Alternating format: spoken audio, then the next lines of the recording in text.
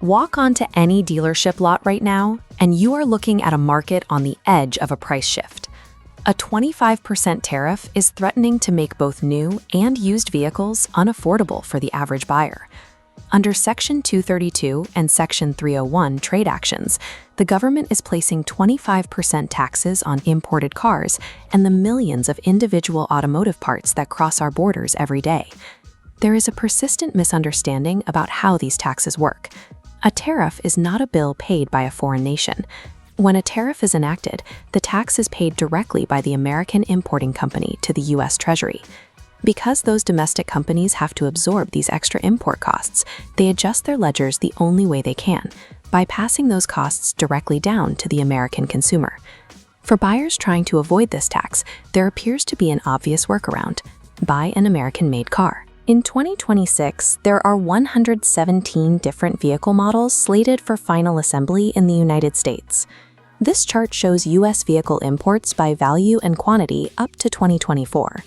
With nearly $250 billion in vehicles and parts flowing from Mexico, Japan, and Canada, domestic assembly lines are currently structured around these specific trade routes.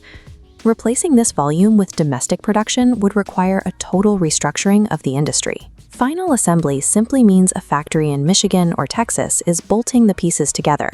It tells you where the car was finished, but it tells you very little about where those actual pieces originated. Modern supply chains are integrated networks.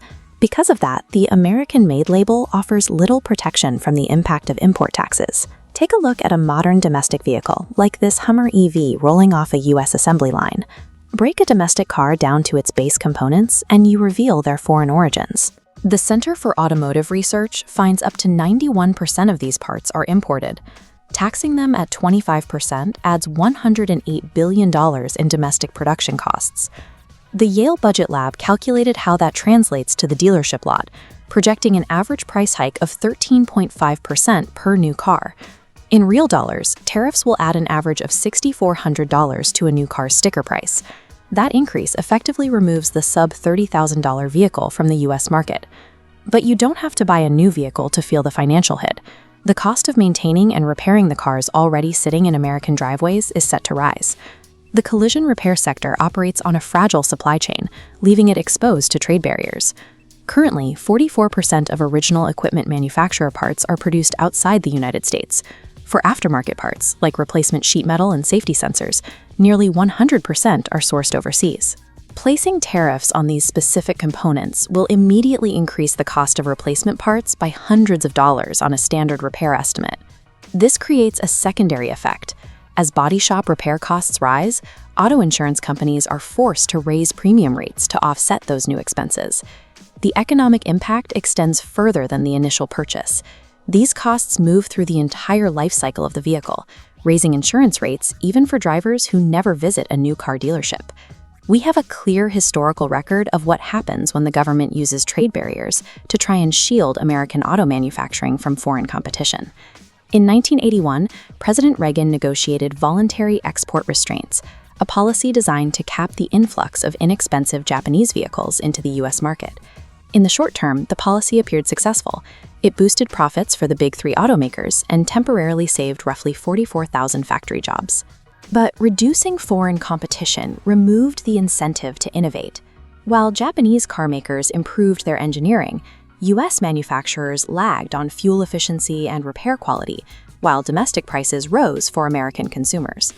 Because domestic automakers failed to adapt to what consumers actually wanted, the 1990s brought massive layoffs and shuttered assembly plants across the country. Historical automotive protectionism delivered fleeting political wins, but it came at the cost of industry stagnation and higher consumer prices. Return to the present-day 2026 tariff shock. Today, the modern logistics network is vastly more complex than it was in the 1980s. The macroeconomic consequences are severe. The Yale Budget Lab projects that even without foreign retaliation, these new tariffs will shrink overall U.S. GDP and reduce long-term exports. Tariffs function mathematically as a regressive tax. They disproportionately affect lower-income households, who spend a much higher percentage of their earnings on basic transportation. Furthermore, if foreign nations execute tit-for-tat retaliatory tariffs, U.S. auto production will actually contract, while auto manufacturing in places like China and the EU continues to grow. While 25% auto tariffs are politically packaged as a shield for American manufacturing, the mechanics of modern globalized manufacturing dictate a different reality. Drivers will ultimately pay the bill.